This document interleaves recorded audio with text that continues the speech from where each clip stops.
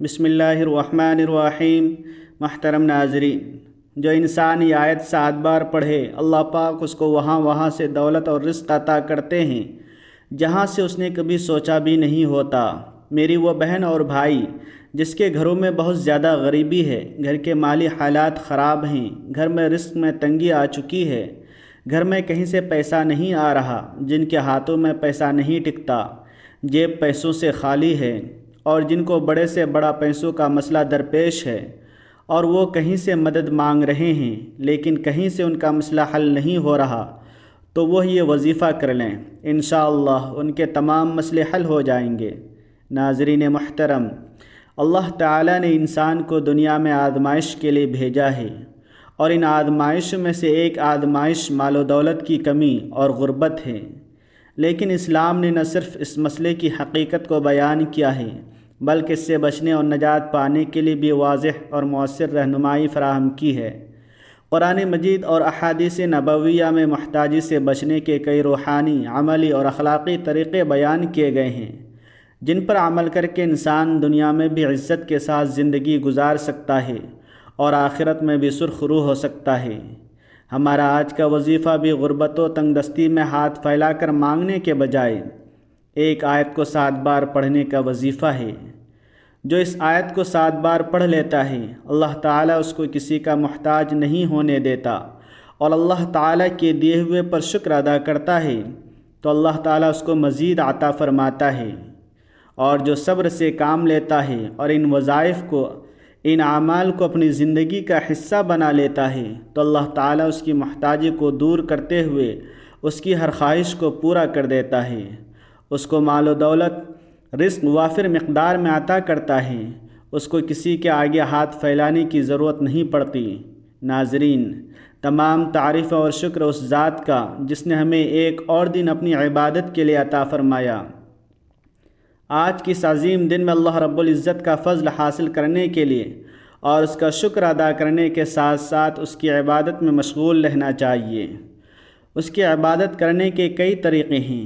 انسان دل میں اللہ کا ذکر کر کے بھی اس کی عبادت کر سکتا ہے، زبان سے کلمات نماز ادا کر کے بھی اس کی عبادت کر سکتا ہے، نماز قرآن پڑھ کر بھی اس کی عبادت کر سکتا ہے، اللہ تعالیٰ کی مخلوق کی خدمت کر کے بھی اس کے فضل کا حقدار بن سکتا ہے، کیونکہ مخلوق کی خدمت کرنا یا کسی بھوکے کو کھانا کھلانا یہ بھی عبادت میں شمار ہوتا ہے۔ تو اللہ تعالیٰ کی مخلوق کی خدمت، اس کے ذکر و اذکار، اس کے نام کی تسبیح کر کے اللہ تعالیٰ کا قرب حاصل کیا جائے تو ہمارا آج کا وظیفہ ایسی ایک آیت کو 7 بار پڑھنے کا عمل ہے جس کا ورد کر کے اس کا فضل اور اس کا قرب حاصل کرنے کا بہت ہی بہترین وظیفہ ہے۔ اس آیت کو بتائی گئی ترتیب اور طریقے کے مطابق پڑھنے سے انسان کی تمام مالی تنگ دستی، رزق کے حوالے سے پریشانیاں، تمام مصیبتیں، غربت، دکھ، درد سب دور ہو جاتا ہے۔ ناظرین، انسان پر جو مصیبت آتی ہے، چاہے بیماری کی صورت میں ہو یا غربت کی شکل میں ہو، چاہے کاروباری پریشانی ہو یا خاندانی لڑائی، بڑوں کا دکھ اور صدمہ ہو، کسی قسم کی مصیبت اس کے گناہوں کی وجہ سے آتی ہے، اس لیے فوراً سچی توبہ کرتے ہوئے اللہ تعالیٰ سے ہمیں معافی مانگنی چاہیے، کیونکہ اللہ تعالیٰ توبہ کرنے والوں سے محبت کرتا ہے اور توبہ کرنے والے کی پریشانیوں اور مصیبتوں کا ازالہ کر کے اسے خوشحال بنا دیتا ہے۔ ناظرین، انسان میں گناہوں اور غلطیوں کی جانب رغبت کا میلان موجود ہے۔ انسان کو نفس گناہوں میں مبتلا کرنے کی کوشش کرتا رہتا ہے، جس میں سلیم الفطرت انسان کسی گناہ یا غلط کام کا ارتکاب کرتا ہے تو وہ یہ جان رہا ہوتا ہے کہ وہ غلط کام یا ظلم و زیادتی کر رہا ہے، وہ رسول اللہ صلی اللہ علیہ وسلم کے طریقے کی مخالفت کر رہا ہے اور اللہ کے فرامین سے بغاوت کر کے اس کے قہر و غضب کو دعوت دے رہا ہے۔ یوں وہ اپنی دنیا و آخرت دونوں کو تباہ و برباد کرتا ہے، لیکن اس کے ساتھ ساتھ شیطانوں کے وار، خواہشات کا غلبہ، گناہوں کی عارضی لذت، دنیا کی چکا چوند، جھوٹی اور کھوکھلی عزت کا نشہ اس کو گناہ کے ارتکاب کی طرف لے جاتا ہے۔ گناہ کے ارتکاب کے وقت جب کبھی اس کا ضمیر گناہوں کو چھوڑنے کا کہتا ہے تو وہ یہ کہہ کر ضمیر کو خاموش کروا دیتا ہے کہ ابھی تو بڑی عمر پڑی ہے، میں عنقریب توبہ کر لوں گا، اور اسی طرح امیدوں اور خیالات سے دل کو بہلائے میں رکھتا ہے اور گناہوں کی گہری دلدل میں دھنستا چلا جاتا ہے۔ در حقیقت گناہ انسان کے حق میں نہایت خطرناک ہے، اس سے دنیا اور آخرت دونوں برباد ہو جاتے ہیں، اور گناہ کا اثر جسم میں زہر کی طرح سرایت کر جاتا ہے۔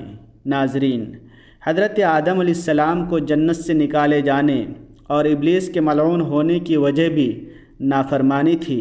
قوم نوح، عاد اور سمود کو بھی گناہوں کی وجہ سے عذاب سے دوچار کیا گیا۔ گناہوں کے بے شمار برے نقصانات ہیں۔ ناظرین، صرف یہی نہیں بلکہ گناہوں کے بے شمار برے اثرات اور نقصانات ہیں جو انسان کے ذہنی، جسمانی اور روحانی کردار پر بھی ظاہر ہوتے ہیں، اور اس میں بہت بڑا نقصان یہ ہے کہ گناہوں کے ارتکاب کی وجہ سے انسان کو نور الہی اور علم و عقل سے محروم کیا جاتا ہے۔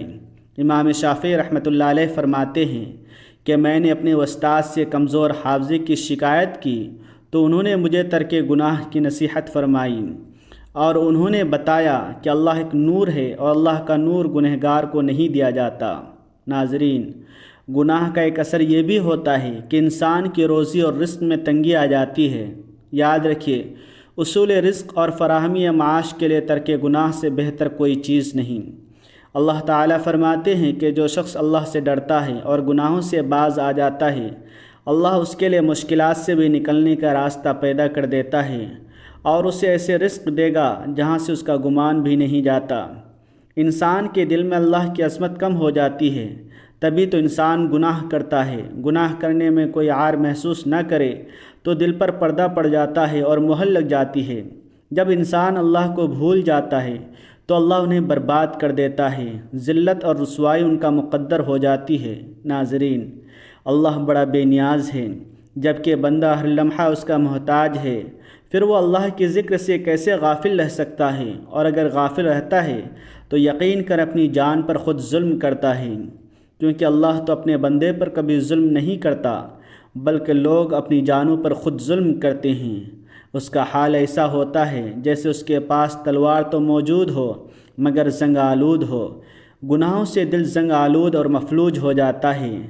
نفس امارہ برائی کا حکم دیتا ہے، وہ خواہشات اور گناہوں سے کبھی دلیر اور درندہ صفت بن جاتا ہے، جبکہ نفس مر جاتا ہے۔ ایسا شخص دنیا میں بھی اور برزخ میں بھی مر چکا، اور آخرت میں بھی اس کے لیے کوئی چیز نہیں۔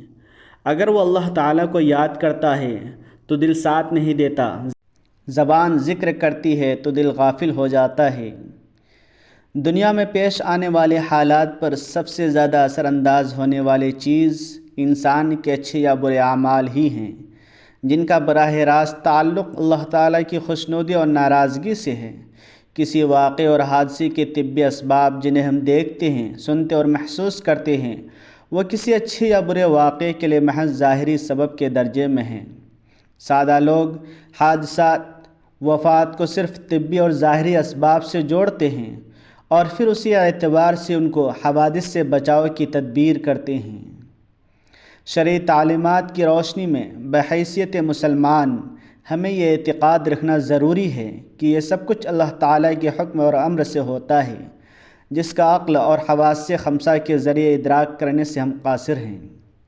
وحی الہی اور انبیاء علیہ السلام کے ذریعے اللہ تعالیٰ نے جزا و سزا کا جو نظام سمجھایا ہے، وہ ہمیں غیبی نظام کے بارے میں آگاہ کرتا ہے۔ وہ یہ کہ کسی بھی واقعے اور حادثے کا اصل اور حقیقی سبب اللہ تعالیٰ کی رضامندی یا ناراضگی ہے۔ اللہ تعالیٰ نے حالات کو خواہ اچھے ہوں یا برے انسانی اعمال سے جوڑا اور وابستہ فرمایا ہے۔ چنانچہ انسان کے نیک اور برے اعمال کی نوعیت کے اعتبار سے احوال مرتب ہوتے ہیں۔ صحت و مرض، نفع و نقصان، کامیابی و ناکامی، خوشی اور غمی، بارش اور خوشحالی، مہنگائی، امراض، زلزلہ، طوفان، سیلاب وغیرہ، یہ سب ہماری بدعملی کا ہی نتیجہ ہوتے ہیں۔ ان سب احوال کے ظاہری اسباب کچھ بھی ہوں مگر حقیقی اسباب ہمارے نیک اور بدعمال ہوتے ہیں۔ ناظرین، اسی طرح کے خوفناک واقعات انفرادی ہوں یا اجتماعی، دراصل اللہ تعالیٰ کی طرف سے الارم اور تنبیہ ہوتے ہیں تاکہ انسان اپنے اعمال کا محاسبہ کرے اور کوئی اس کی غفلت دل کو جنبش دینے میں کامیاب ہو جائے۔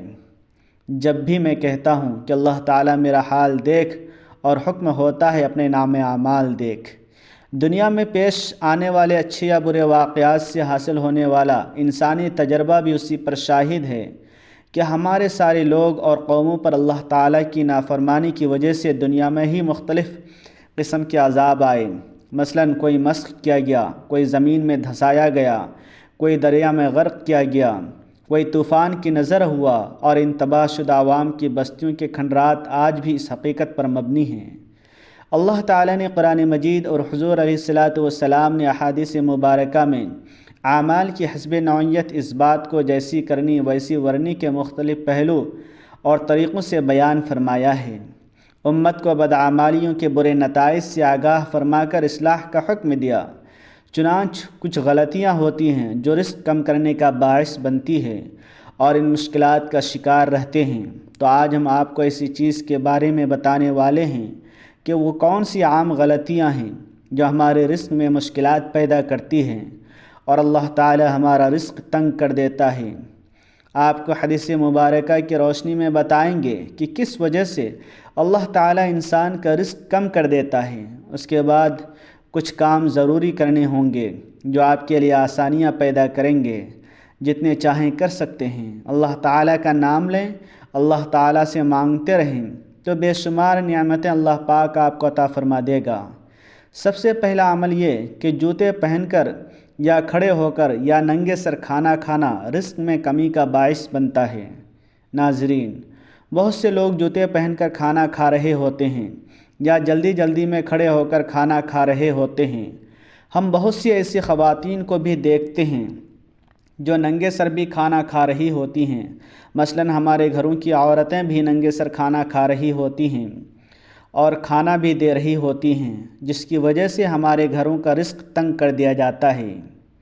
ناظرین، دوسری وجہ یہ ہے کہ بیت الخلاء میں ننگے سر جانا بھی ہمارے رزق میں کمی کا باعث بنتا ہے۔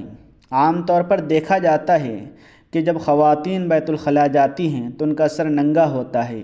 یہی ننگا سر ان کے رزق میں تنگی کا باعث بنتا ہے۔ اس بات سے خواتین کو گریز کرنا چاہیے، کیونکہ اس سے رزق میں تنگی پیدا ہو جاتی ہے۔ ایک زمانہ تھا جب مہمانوں کو رحمت سمجھا جاتا تھا، مگر آج کل کے دور میں مہمانوں کو زحمت سمجھا جاتا ہے۔ یہ عادت، یہ سوچ بھی، یہ خصلت بھی گھروں میں، معاشرے میں رزق کی تنگی کا باعث بن رہی ہے، بلکہ بن چکی ہے۔ تو ہمیں چاہیے کہ مہمان کو رحمت سمجھیں، کیونکہ مہمان اللہ پاک کی طرف سے رحمت لے کر آتا ہے۔ بعض چیزیں چونکہ شریعت میں ہیں تو ان میں چونکہ ایسے مراحل آتے ہیں کہ ہر شخص ان کا محمل نہیں ہوتا۔ ناظرین، یہ کچھ ضروری باتیں تھیں جو میں نے آپ سے عرض کی ہیں، آپ انہیں سمجھیں اور ان پر عمل کریں۔ آج کا وظیفہ پیارے کلام پاک سے ایک ایسی آیت کے پڑھنے کا وظیفہ ہے جو اس آیت کو صرف 7 بار پڑھ لیتا ہے تو اس کے جتنے بھی مسائل ہیں، بڑی سے بڑی مشکل ہو، بڑی سے بڑی پریشانی ہو، آپ کی کوئی بھی حاجت ہو یا مراد ہو، اس آیت کا وظیفہ پڑھ کر اللہ تعالیٰ سے جو بھی مانگیں گے انشاءاللہ وہ آپ کو عطا کرے گا۔ آپ کو کسی سے مانگنے کی ضرورت نہیں پڑے گی، کسی کے آگے ہاتھ نہیں پھیلانے پڑیں گے۔ ناظرین، اب ہم جان لیتے ہیں کہ آپ نے کیا وظیفہ پڑھنا ہے، کیسے پڑھنا ہے۔ ناظرین، عصر کی نماز کے بعد باوضو مصلی پر بیٹھ کر آپ نے سب سے پہلے نبی کریم صلی اللہ علیہ وسلم کی ذات مبارکہ پر درود پڑھنا ہے۔ درود پاک آپ چاہیں تو مختصر والا یعنی صلی اللہ علی محمد پڑھ لیں یا صلی اللہ علیہ وسلم پڑھ لیں، لیکن یاد رکھیے اگر آپ درود ابراہیمی پڑھتے ہیں تو یہ زیادہ فضیلت والا ہے اور افضل ہے۔ درود پاک پڑھنے کے بعد آپ نے سب سے پہلے اپنے خاص مقصد کی نیت کرنی ہے، اور جب آپ نیت کر لیں تو فوری طور پر آپ نے اعوذ باللہ من الشیطان الرجیم اور بسم اللہ الرحمن الرحیم پڑھ کر وظیفے کا آغاز کرنا ہے۔ محترم ناظرین، لوگوں کے سامنے ہاتھ پھیلانا چھوڑ دو۔ جو انسان نماز عصر کے بعد یہ آیت 7 بار پڑھتا ہے اس کا گھر دولت سے بھر جاتا ہے۔ محترم ناظرین، انسان یہ آیت 7 بار پڑھے، اللہ پاک اس کو وہاں سے دولت اور رزق عطا کرتے ہیں جہاں سے اس نے کبھی سوچا بھی نہیں ہوتا۔ میری وہ بہن اور بھائی جس کے گھر میں بہت زیادہ غریبی ہے، گھر کے مالی حالات خراب ہیں، گھر میں رزق کی تنگی آ چکی ہے، گھر میں کہیں سے پیسہ نہیں آ رہا، جن کے ہاتھوں میں پیسہ نہیں ٹکتا ہے، جیب پیسوں سے خالی ہے، اور جن کو کوئی بڑے سے بڑا پیسوں کا مسئلہ درپیش ہے اور وہ کہیں سے مدد مانگ رہے ہیں لیکن کہیں سے ان کا مسئلہ حل نہیں ہو رہا ہے، تو انہیں یہ کرنا ہے کہ سب سے پہلے آپ نے درود پاک پڑھنا ہے۔ ایک بار ثواب کی نیت سے میرے ساتھ بھی پڑھ لیں۔ اللہم صلی علی محمد وعلی آل محمد کما صلیت علی ابراہیم وعلی آل ابراہیم انک حمید مجید۔ اللہم بارک علی محمد وعلی آل محمد کما بارکت علی ابراہیم وعلی آل ابراہیم انک حمید مجید۔ محترم ناظرین، نماز عصر کے بعد یہ خاص آیت حضور نبی پاک صلی اللہ علیہ وسلم کے روضہ رسول کی جالیوں پر لکھی ہوئی ہے، اور یہ آیت اللہ تبارک و تعالیٰ کی پسندیدہ آیت ہے۔ اس آیت کو پڑھ کر جو بھی اللہ پاک سے مانگا جائے وہ مل جاتا ہے۔ آپ نے یہ کرنا ہے کہ جیسے نماز عصر ادا کر لیں، آپ نے جائے نماز پر بیٹھے بیٹھے آپ نے یہ عمل کرنا ہے۔ آپ کو 7 مرتبہ یعنی 7 بار آپ قرآن پاک کی آیت لا الہ الا اللہ الملک الحق المبین، اس آیت کو آپ کو 7 بار پڑھنا ہے۔ 7 مرتبہ اس آیت کو پڑھنے کے بعد آپ کو 21 مرتبہ یہ خاص تسبیح سبحان اللہ و بحمدہ سبحان اللہ العظیم، یہ جو خاص کلمے ہیں یہ اللہ تبارک و تعالیٰ کو بہت زیادہ پسندیدہ کلمے ہیں، اور یہ زبان پر ہلکے ہیں لیکن ترازو میں بہت زیادہ بھاری ہیں۔ ان کلموں کو پڑھ کر جو بھی اللہ پاک سے مانگا جائے وہ مل جاتا ہے۔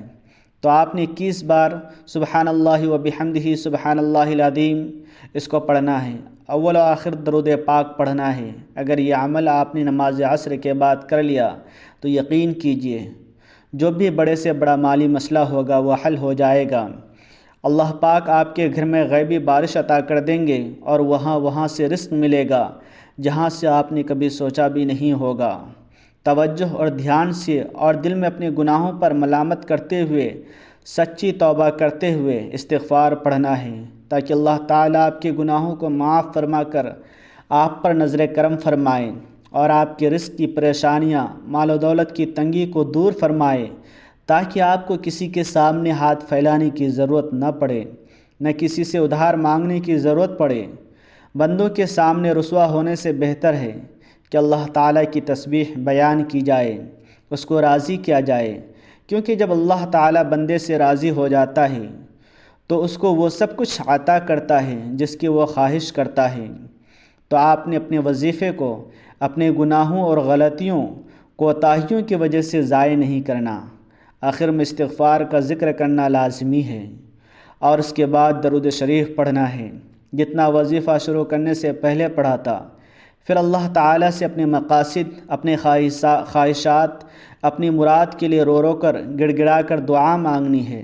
انشاءاللہ اس عمل، اس وظیفے سے اللہ تعالیٰ آپ کو سب کچھ عطا فرمائیں گے، کیونکہ جب اللہ تعالیٰ کو اس کے کلام پاک کی آیات کو اس کے خاص تعداد میں پڑھا جاتا ہے، یا جب اس کا ذکر اور تسبیح کی جاتی ہے، تو اللہ تعالیٰ اس پڑھنے والے بندے کی طرف متوجہ ہوتا ہے اور فرشتوں کو حکم دیتا ہے کہ میرے اس بندے کی تمام جائز خواہشات کو پورا کر۔